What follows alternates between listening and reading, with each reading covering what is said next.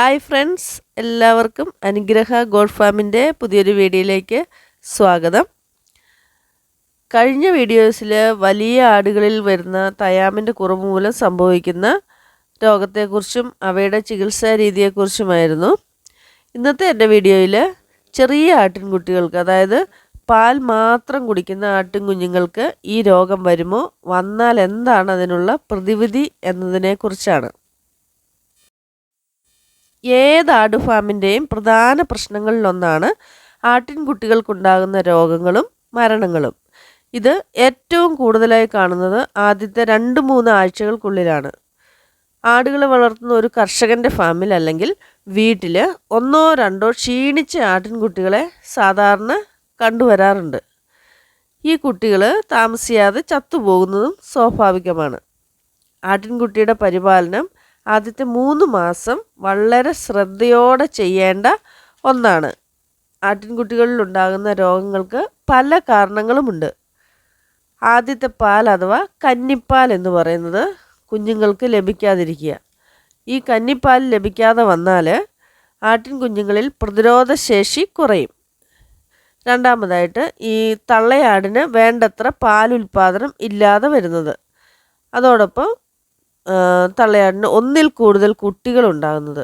ഇങ്ങനെ വരുമ്പോൾ ആവശ്യത്തിന് പാല് കുടിക്കാൻ ലഭിക്കാതെ വരുമ്പോൾ കുഞ്ഞുങ്ങളിൽ മരണനിരക്ക് കൂടുകയും ആരോഗ്യമില്ലാത്ത കുഞ്ഞുങ്ങൾ കൂട്ടിലുണ്ടാവുകയും ചെയ്യുന്നു.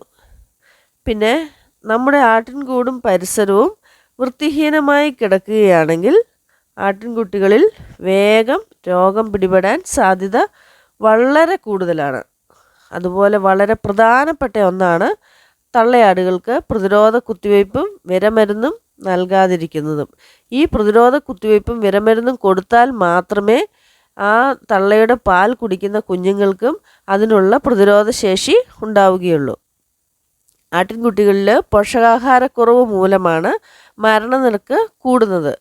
ജനിച്ച് 3 ആഴ്ച വരെ തള്ളയാടിൻ്റെ പാൽ മാത്രമാണ് ആട്ടിൻകുട്ടിയുടെ ആഹാരം. ആ സമയത്ത് ഈ കുഞ്ഞാടുകൾ പുല്ലോ വെള്ളമോ ഒന്നും കുടിക്കാനുള്ള പ്രായമായിട്ടില്ല. അപ്പോൾ തള്ളയാടിൻ്റെ പാൽ മാത്രമാണ് ഈ കുട്ടിയുടെ ആഹാരം.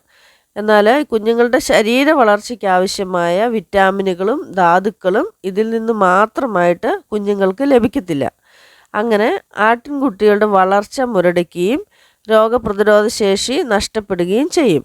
ഇത് പരിഹരിക്കാൻ ഒരാഴ്ച പ്രായമായ ആട്ടിൻകുട്ടികൾക്ക് കാൽസ്യം കൂടുതലായി അടങ്ങിയിട്ടുള്ള ഒസോമിൻ, ഗ്രോവി പ്ലസ് മുതലായവ നൽകാം. ഈ ഒസോമിനൊക്കെ ഒരു ടേസ്റ്റിന് അല്പം ബുദ്ധിമുട്ടുള്ള കാര്യമാണ്. അത് കുഞ്ഞുങ്ങൾക്ക് കൊടുക്കുമ്പോൾ വളരെ ശ്രദ്ധയോടെ വേണം കൊടുക്കാൻ. ഒരു സിറിഞ്ചിലാക്കി അവയുടെ വായിൽ കൊടുക്കണം. ആ സമയത്ത് തല നല്ല മുറുക്കെ പിടിച്ചില്ലെങ്കിൽ തല വെട്ടിച്ച് എവിടെയെങ്കിലും കൊണ്ടുപോയി തല ഇടിക്കാനും സാധ്യത കൂടുതലുണ്ട്. ഗ്രോവി പ്ലസ് അത്ര കുഴപ്പമില്ല, അത് ആട്ടിൻകുട്ടികൾ പെട്ടെന്ന് കുടിച്ചുകൊള്ളും. ഇത് കൊടുക്കുന്നത് ദിവസവും രാവിലെയാണ് കൊടുക്കുന്നതാണ് ഏറ്റവും നല്ല സമയം. ഒരു സിറിഞ്ചിലാക്കി ആട്ടിൻകുട്ടികൾക്ക് വായിൽ കൊടുക്കാൻ നമുക്ക് ആട്ടിൻകുട്ടിയിൽ ചെല്ലുമ്പോൾ സാധിക്കും. ആട് വളർത്തുന്ന ഒരു കർഷകൻ്റെ ഏറ്റവും വലിയ കാര്യം എന്നുള്ളത് ആടുകൾക്കുണ്ടാകുന്ന രോഗങ്ങൾ പെട്ടെന്ന് തിരിച്ചറിയാൻ സാധിക്കുക എന്നതാണ്. രോഗം വന്ന ആടിനെ തിരിച്ചറിയുകയും രോഗം ഏതെന്ന് മനസ്സിലാക്കുകയും ചെയ്താൽ മാത്രമാണ് ലാഭകരമായിട്ട് ഒരു കർഷകന് ആട് വളർത്താൻ ചെയ്യാൻ പറ്റുകയുള്ളൂ. ചെറിയ കാര്യങ്ങൾക്ക് പോലും ഒരു ഡോക്ടറുടെ സേവനം തേടുന്നു ഒഴിവാക്കുകയും നമ്മളാൽ കഴിയുന്ന കാര്യം ചെയ്യുവാൻ നമ്മെക്കൊണ്ട് സാധിക്കുകയും വേണം.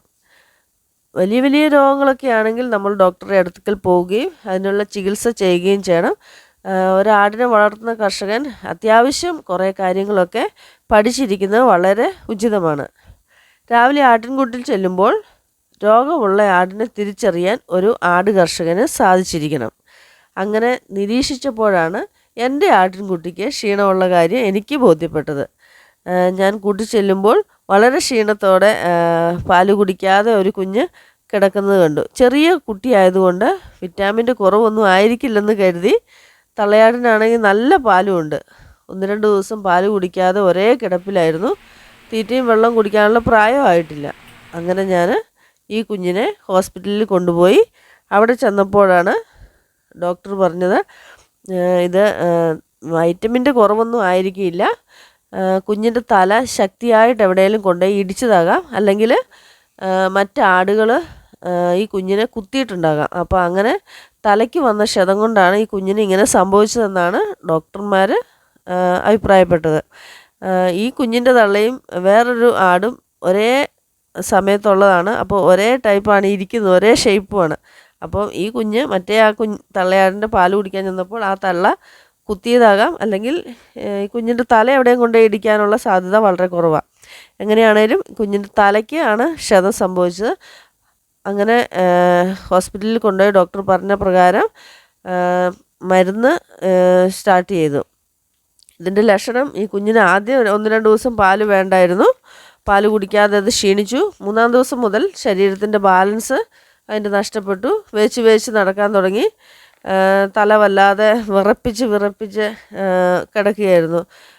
പനി പിടിച്ച് വല്ലാതെ വിറയ്ക്കുന്നത് പോലെ തല വല്ലാതെ വിറപ്പിച്ചു. കണ്ണിൽ നോക്കിയപ്പോൾ കരഞ്ഞ് കണ്ണ് നിറഞ്ഞിരിക്കുന്നത് പോലെ വെള്ളം വന്നിരിപ്പുണ്ടായിരുന്നു. വെള്ളവും തീറ്റാനും എടുക്കാനുള്ള പ്രായമാകാത്തത് കൊണ്ട് കുഞ്ഞിനെ ഹോസ്പിറ്റലിൽ കൊണ്ടുപോയി വിറ്റാമിൻ B1, B6, B12 എന്നിവയുടെ ഇഞ്ചക്ഷനാണ് കുഞ്ഞിനെടുത്തത്. അത് കഴുത്തിലായിരുന്നു എടുത്തത്.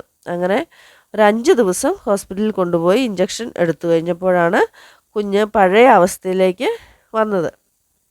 ഇതിനിടയിൽ തലയ്ക്കിങ്ങനെ വല്ലാത്ത വിറയലായതുകൊണ്ട് തള്ളയുടെ പാൽ കുടിക്കാൻ സാധിക്കുകയില്ലായിരുന്നു.